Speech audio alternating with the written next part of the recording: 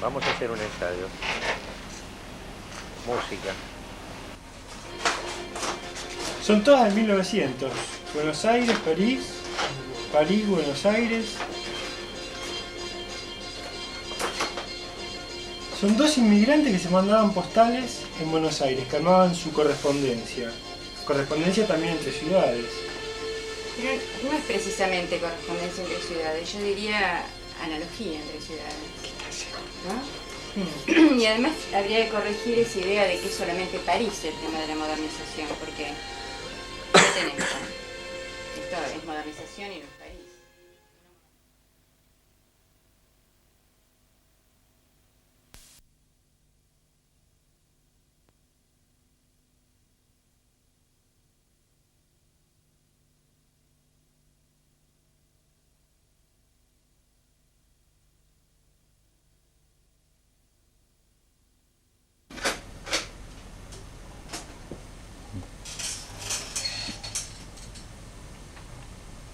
Yo soy el alma misma de mi tango, cargado de rencor y desengaño, amargo en su destino, su emoción, amargo como mi dolor. Yo soy el alma misma de mi tango, cansado en su compás, dolor de cerrazón, canción de tarde y feliz en la penumbra de mi corazón.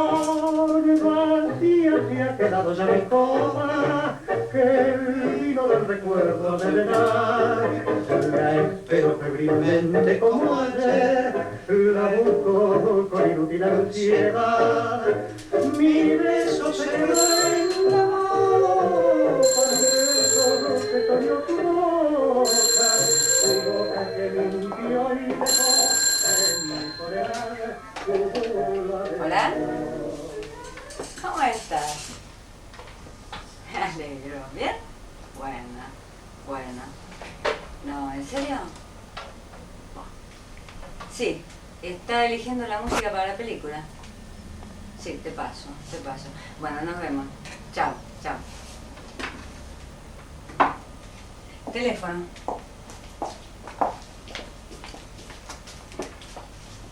Hola.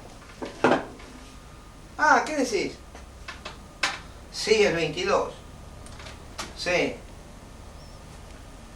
Y si no sé si llego.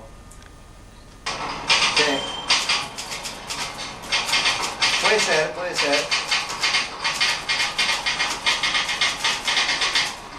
Sí.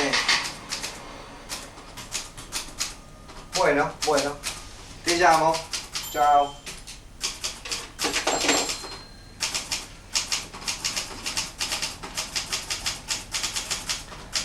Adrián, léelo a ver cómo queda. Para mí que no se va a entender nada.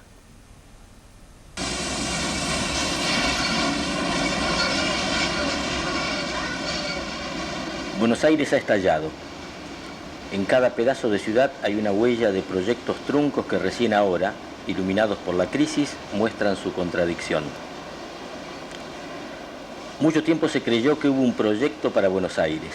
Hoy la ciudad parece, en cambio, un tapiz de retazos, donde nada resultó como se quiso y nada se quiso por unanimidad. Buenos Aires no fue cementada por los siglos que construyeron a la ciudad europea como collage de espacios diferentes pero armoniosos, resultado también de los conflictos, pero de conflictos tan antiguos que la historia los convirtió en naturaleza. Buenos Aires es una explosión brusca, en la que muchas cosas se quisieron hacer al mismo tiempo y de modo enfrentado, en la que muchas no se hicieron y, sin embargo, perduran como marcas. La grilla anodina de la trama española garantizó una continuidad. Sobre ella se imaginó una ocupación plena y disciplinada de cada rincón del territorio. Pero la cuadrícula de manzanas regulares disputó además con otros ideales y debió enfrentar la resistencia de la geografía y la cultura, también anodinas pero tenaces. En el estallido, lo único que ahora cose los pedazos es la rutina cotidiana. Con la fuerza del lugar común resuelve que lo que es ha sido y debió ser. Pero hoy, en el tablero de la ciudad en crisis, Cada pieza comienza a agitarse con vida propia, indicando no una, ni dos, ni tres, sino múltiples Buenos Aires. Múltiples vidas para una ciudad evanescente y dura, donde la historia es tiempo presente porque el estallido aún no termina.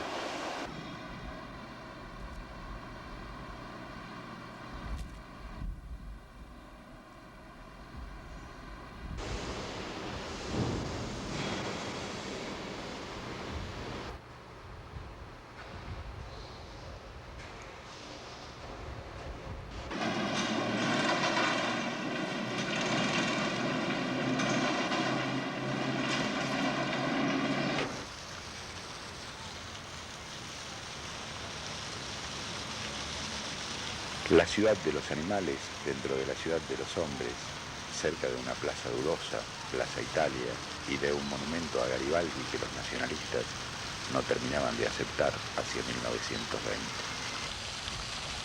El zoológico llevó al paroxismo el ejercicio de la copia.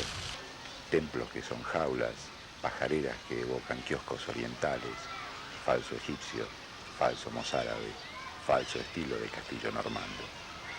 Zoo, Tiergarten, Bosques de Boulogne, Rosedal o Palermo, Central Park, ubicado a un costado, son rastros de las fantasías urbanas de las que también nació Buenos Aires. Traducción que elige y traiciona, imitación por afinidades selectivas.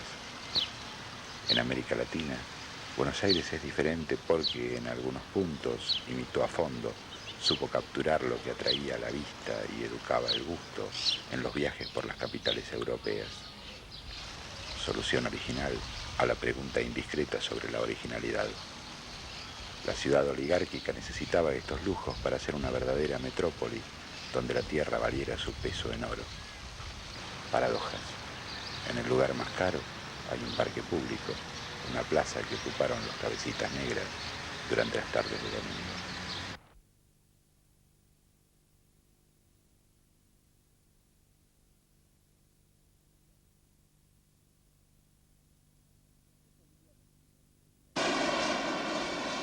¿Qué podría haber sido el Riachuelo? ¿Por qué la capitalización de la ciudad en 1880 eligió al Riachuelo como límite con la provincia, clausurando toda posibilidad de un Támesis para Buenos Aires? El Riachuelo es un proyecto que se frustró en pleno triunfo. Recorriendo su curso contra el sentido de las aguas aparece la historia del asentamiento industrial en Buenos Aires. Viviendas amontonadas en la desembocadura, en los intersticios de las barracas y, más adelante, de los frigoríficos, que ayer fueron saladeros y hoy shoppings. Grandes conjuntos fabriles enseguida, con sus muelles y puentes que conectaban ambas orillas en unidades productivas modernas. El río convertido en una avenida sin ciudad, cuyas moles son, en cambio, ciudadelas alternativas. Pero donde el río parece un gran dock industrial, ya no hay industria sino verde. A la derecha, los enormes conjuntos habitacionales que la modernización clavó en territorio desconocido. A la izquierda, la miseria. Jirones de ciudad y jirones de campo, hombres y animales mezclados en el humo infecto de la quema, naturaleza y basura, olores del riachuelo. El recorrido aguas arriba muestra la historia de una paradoja. La industria se fue a otra parte de la ciudad justamente cuando el río, en los años 30, se preparaba para consolidarla a su vera. Las fábricas que se quedaron, instaladas antes de los 40 hasta Pompeya, hoy son ciudadelas desiertas, maquetas de lo que una ciudad pudo ser.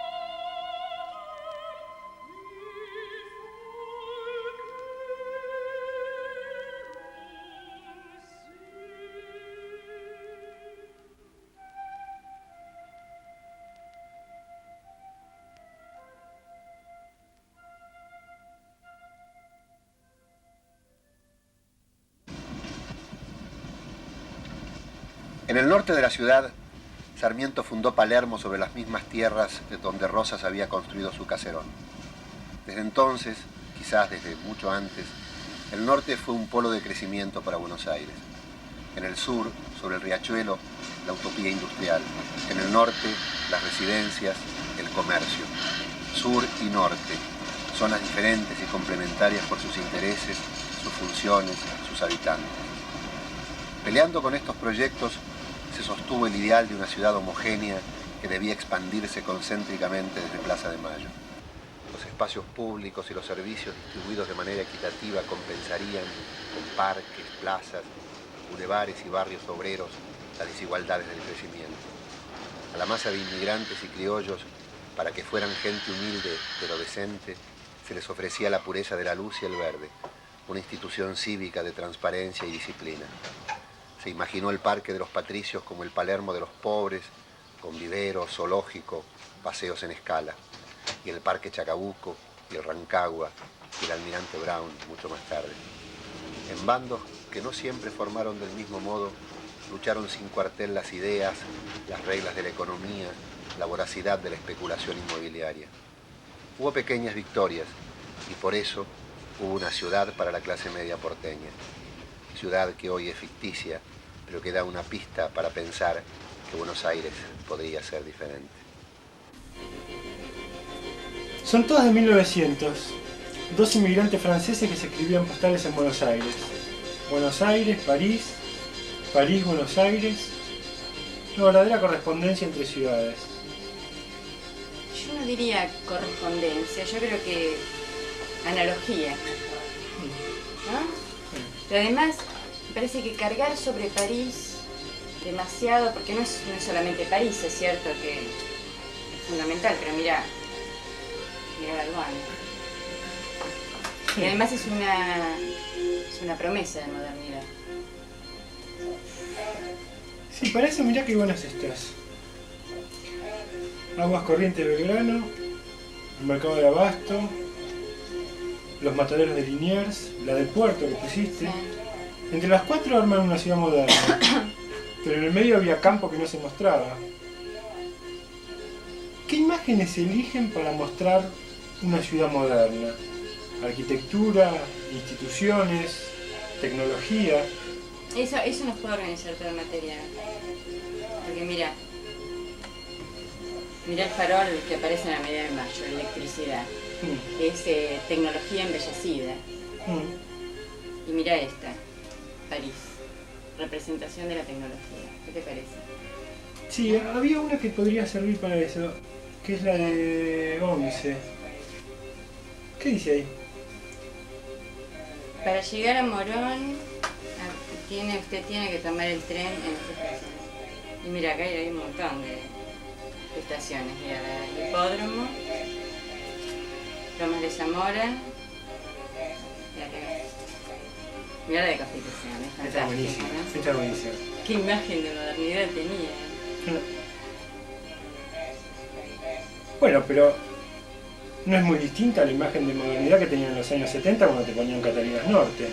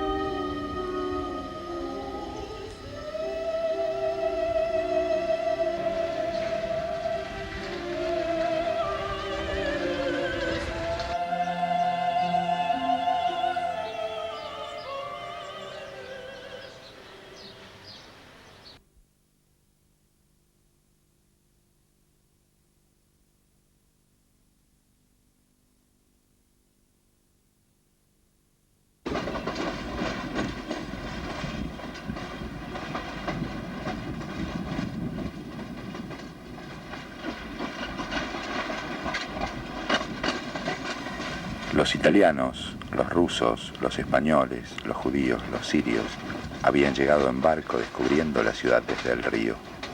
Después, otros migrantes llegan desde las provincias del norte en trenes con asientos de madera y ventanitas con persianas. La ciudad se mira desde el tren como en una película. Parece que está cerca y es al mismo tiempo inaccesible. Compacta, la línea de rascacielos muestra su perfil. Intimidación y promesa de felicidad para quienes vienen, como los otros, aquellos extranjeros de los barcos, desde pueblos mínimos. Los vagones detenidos en las playas de la estación gigantesca, el enrejado de los rieles y los cambios de vía, casetas y depósitos, la tecnología del transporte arma su fábrica de movimientos territoriales. Finalmente, en retiro, las ventanillas encuadran el pedestal de un monumento a la arquitectura del hierro.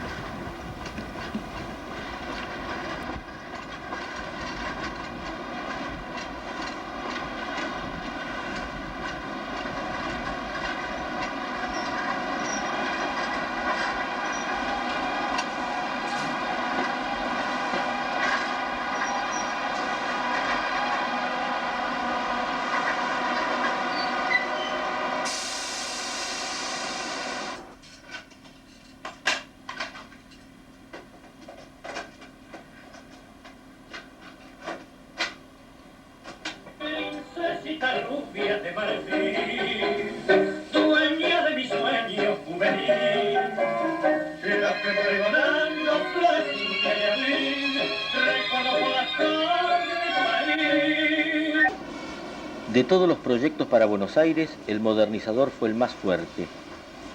Sus intervenciones fueron efectistas y de gran impacto. El puerto, los ferrocarriles, el subterráneo, trazaron una red que rápidamente definió a Buenos Aires como ciudad moderna y, a la vez, distinta de sus modelos. El Obelisco es un ejemplo de esta modernidad particular. No se recurrió a grandes exhibiciones técnicas para construir el monumento a una ciudad con vocación de futuro, que debía arraigarse en la tradición nacional. O el subterráneo, signo del fluir metropolitano, que disuelve la diferencia generada por los barrios y demuestra cómo la técnica puede superar los obstáculos del territorio. Hurgando en sus propias entrañas, las estaciones se embellecen con murales que integran el pasado mítico al futuro prometedor. Palermo, Avenida Alvear, Avenida de Mayo, Las Diagonales, la 9 de Julio, Catalinas Sur y Catalinas Norte, Lugano y Soldati, ciudad universitaria, fueron los hitos de la modernidad. Pero hoy las líneas están cortadas, porque en la modernización de esta ciudad todo se hizo a medias. Para entender a Buenos Aires hay que descubrir las maquetas de lo que la ciudad quiso ser. Un viaje en subte, por ejemplo, es un recorrido por el corazón del proyecto modernizador, siempre y cuando uno no vaya a ninguna parte.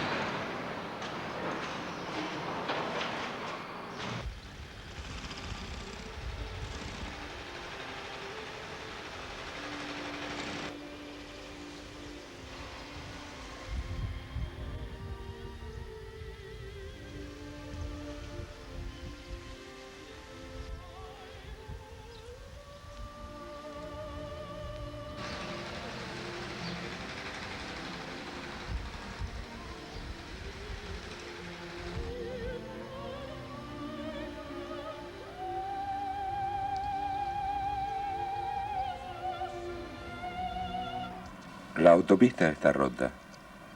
Donde debía continuar simplemente se rompe, se parte en dos como un miembro, muestra el muñón y las puntas de los huesos, hierros, mampostería. Poco más allá, los pilares inútiles sobre los que no se apoyará ninguna lámina de cemento, columnas decapitadas a las que la obra interrumpida dejó sin remate.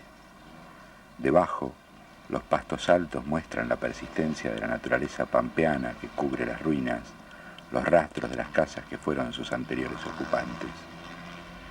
El baldío, de nuevo, como a comienzos de este siglo, reclama un lugar. Y si entonces era un escenario que la ciudad iría llenando para ser verdaderamente ciudad compacta, hoy es un resto casi arqueológico de otro proyecto trunco. La ciudad es también museo de lo que no se hizo. La ciudad es un mapa histórico.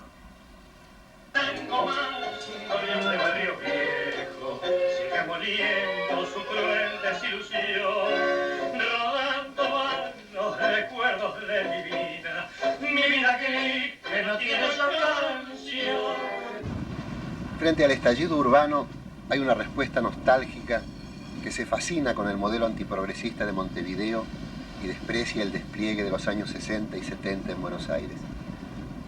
Se reivindica el barrio, ese lugar que conservaría la unidad armónica entre el hombre y su historia, entre la historia y la ciudad, entre la ciudad y la tierra, entre la tierra y la comunidad. A la sombra de los barrios amados se quiere descubrir las últimas resistencias a la mercantilización. Esta nostalgia olvida que el barrio fue un dispositivo moderno para dar forma en los años 20 a pequeñísimos vecindarios disgregados y semirurales. En una ciudad inventada por la modernidad, la nostalgia de lo que no existió del todo construye su tradición. El gaucho primero, después con el tango, los patios de Palermo Viejo y San Telmo, donde por fin se encontraron la especulación inmobiliaria y el gusto romántico por el color local. Durante la dictadura, la nostalgia buscó en el barrio un escenario popular más amable que la dureza de las ocupaciones de casas y de tierra, más orgánico que los pedazos de ciudad cortados por las autopistas de cachatones. Una ciudad chata y monótona como Buenos Aires, sin naturaleza y sin pasados exuberantes, se topó con su identidad latinoamericana en el realismo mágico del barrio. Perdida la apuesta al cambio, se erigieron las rejas y los aguantes.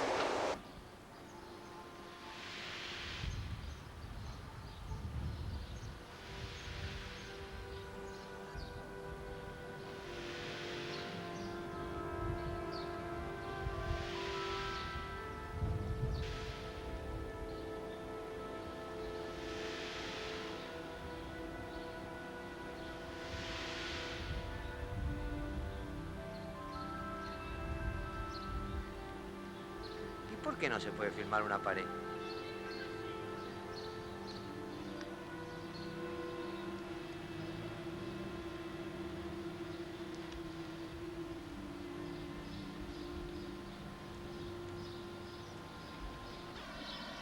Los soldados de plomo con los que se imitan batallas no sangran.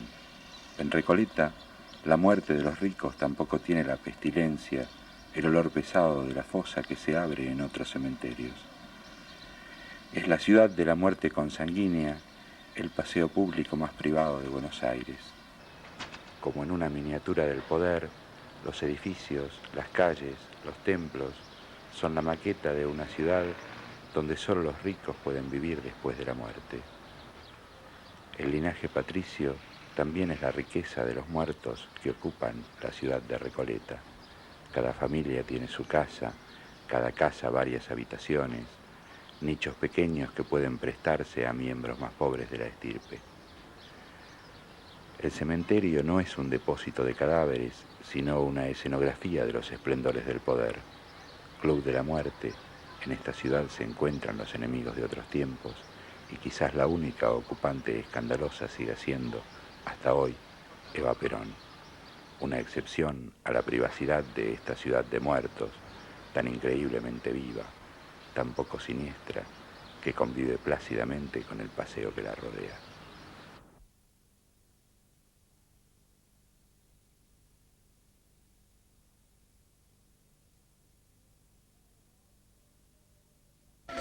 ¿Quién sabe dónde está lo que perdí, loco de afán? Del tiempo que pasó solo quedó un tango más. Tan solo un tango más que trae canso de mi hacer, cansancio de mi andar. La dicha que para solo dejó un tango